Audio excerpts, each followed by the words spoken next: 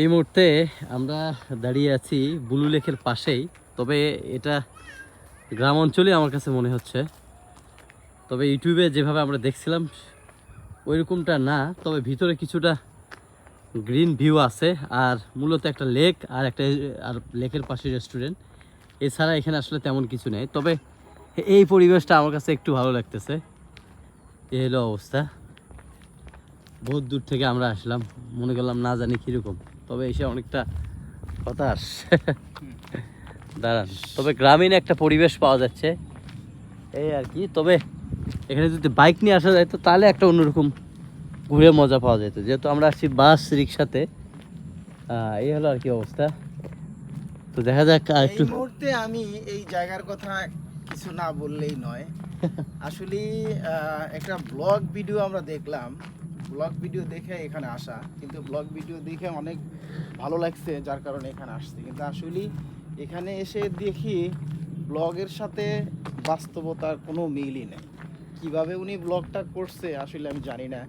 না, এই জন্যে আমি আপনাদের সাথে শেয়ার করার জন্য আমি একটা ভিডিও করে আমি আপনাদেরকে দেখাচ্ছি। ঠিক আছে, আশা করি আপনারা এই ভিডিওটা দেখবেন এবং লাইক করবেন, কমেন্টস করবেন। আচ্ছা, এটা হচ্ছে ব্লু লেক আর কি। মানে ভিডিওর সাথে মিল এই জন্যই পাই না, সম্ভবত ওটা ছিল বর্ষাকাল। আর এখন আমরা যেহেতু আসছি, আজকে হলো 14ই, আজকে হলো কয় তারিখ ভাই?